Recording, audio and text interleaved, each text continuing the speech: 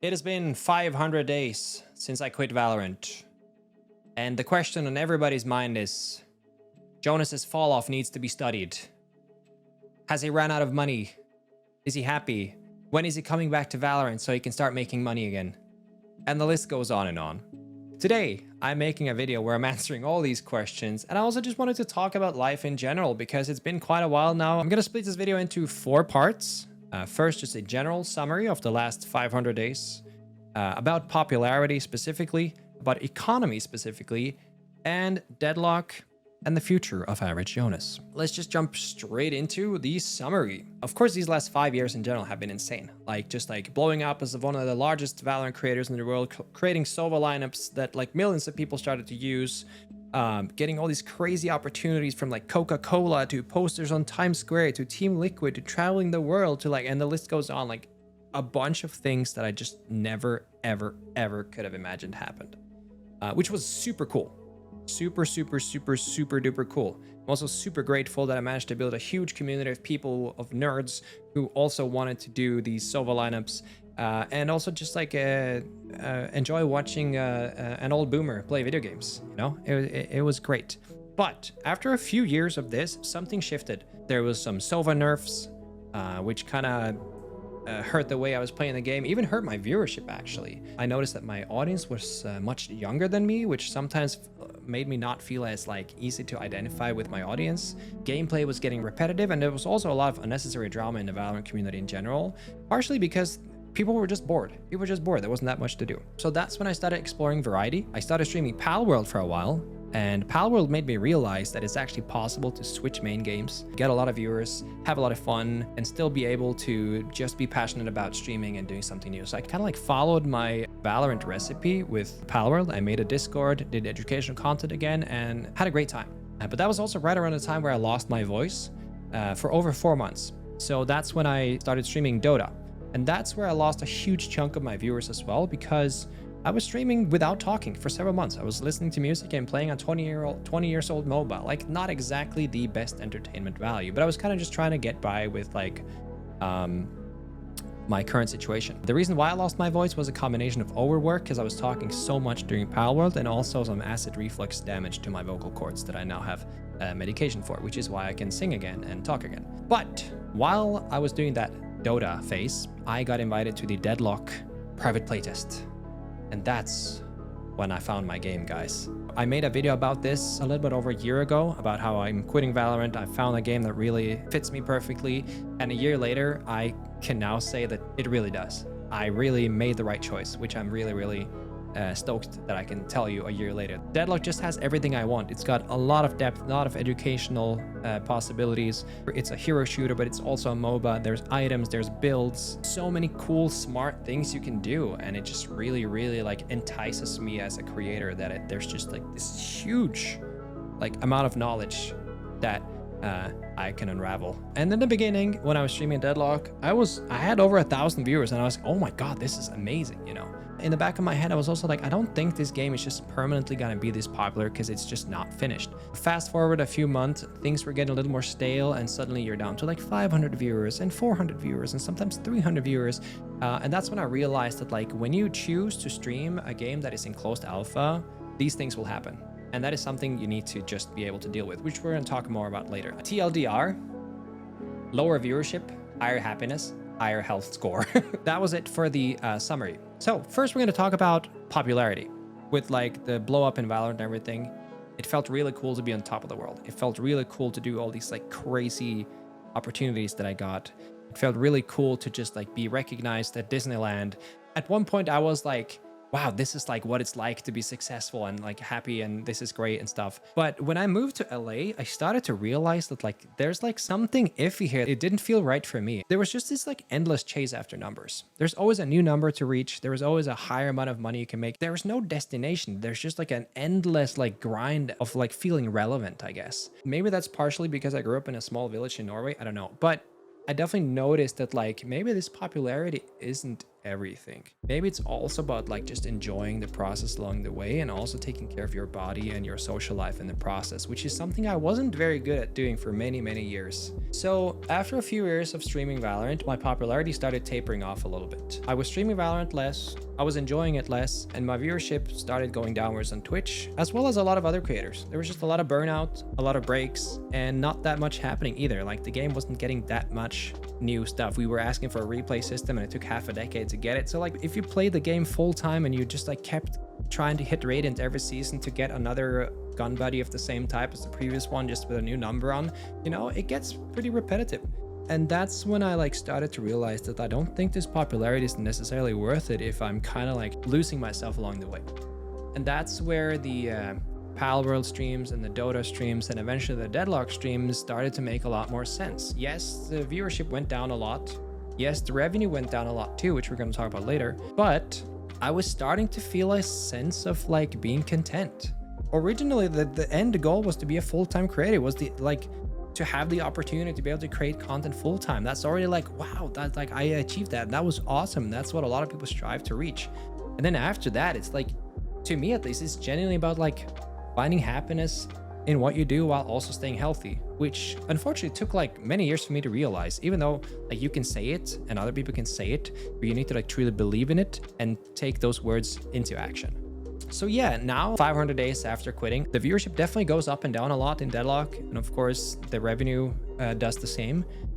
We have a huge update coming in December that I'm really excited about. And I'm praying and hoping that it's going to give a big spike in viewership. And it's really exciting to be at the very, very forefront of an absolutely new game that you really believe in. Because the game is still in closed alpha, you still need an invite to get in, and it's being developed by Valve, which is like a quality stamp in itself, but we don't really know how long it's going to take before the game actually comes out. So of course, this has been taking a lot longer than I thought. Full transparency, I didn't think it was going to take this long. I didn't think the game was still going to be closed alpha a year later. But you know, I full sent it, and I'm committed to seeing this one out. But I will say that like, I really feel like I'm in a good place. And you can never be 100% sure, but that's life. You never know. But I really believe in Deadlock. I love my community right now. My community right now is much older than it was before. A lot of people are married, they have jobs, they have your stream on your second monitor. I actually did a poll the other day, and most of my viewers are older than 25. That's ancient. I'm 36, by the way. But yeah, so to like summarize the yapping, my popularity has gone down a lot, but I'm okay with it. I don't mind it at all. I know a lot of people have been like saying like, wow, you fell off. Like it must feel terrible to see how little viewership you get and stuff. And it's like, I've definitely had my mental hurdles. I've definitely like been anxious and upset at times, but not anymore, man. Like I've found my peace with it. Anyway, this leads me to the next point, which is economy. Another comment I've been seeing a lot is that people are like, he's gonna run out of money soon. And like he has to move home to Norway and like all these questions. And first of all, I just gotta point out that like a lot of people dream of having 100 viewers. And a lot of people do full-time content creation on 100 to 200 viewers. That's one thing. The other thing is that I don't think people realize end of like COVID, when all the like big companies were just investing in digital entertainment and ads, some of the contracts were unreal. So full transparency, I made several $1 million during the first years of Valorant, which is like unreal. Like I would never, ever even imagine having to deal with that kind of money. So what I did was I invested in property in Norway. I took up a mortgage. I invested in property in Norway. I invested in some crypto as well. I started renting out a luxury penthouse plus a ski cabin that me and my brother hired a company to build. And that is now being still rented out, so you get passive income from that. And these are like always going to be like my backup solutions, which is also why I felt like it made so much sense for me to make this swap to Deadlock, because I knew I could afford it. I knew that like I have a buffer that can keep me going for a few years. And even if like you quote unquote run out of money, you can always sell your property again. You know what I mean? Like it's not the end of the world. Of course, you want to try to avoid that because like everybody strives to have passive income. That's awesome. But like there is never truly a real risk in this if you've like set yourself up in this situation.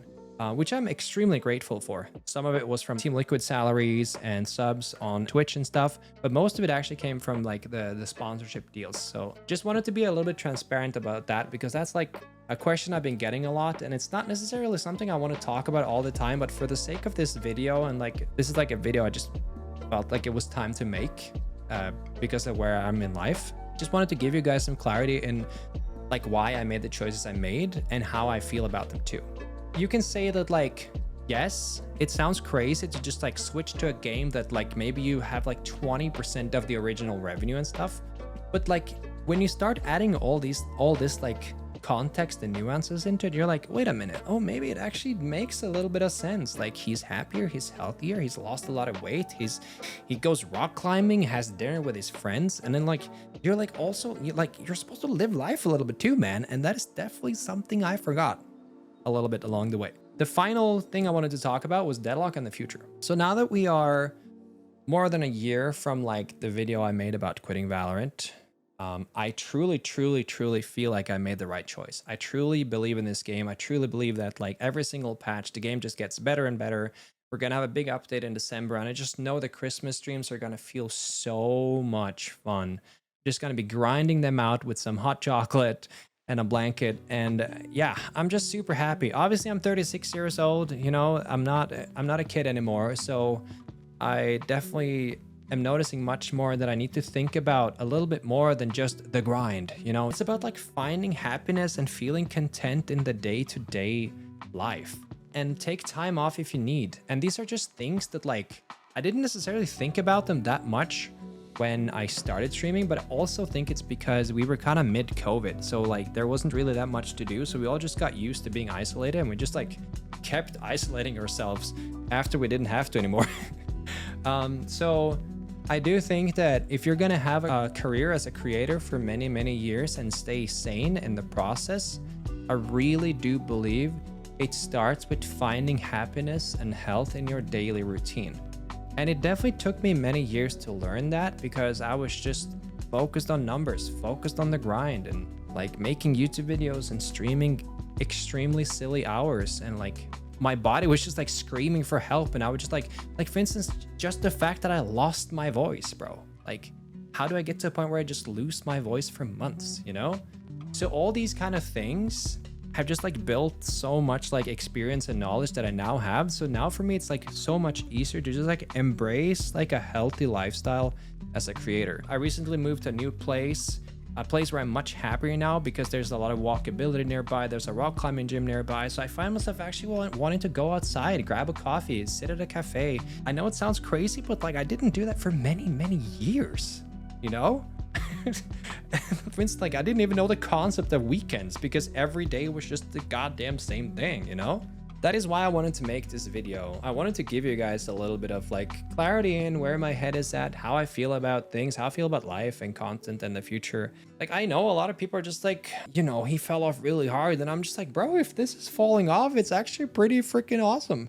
I wish I fell off much sooner. I still stream pretty much every day. I just stop the stream when I don't feel like streaming any longer for that specific day, and then I go do something else. If you're interested in learning Deadlock, you know where to find me, twitch.tv/AverageJonas. I stream there.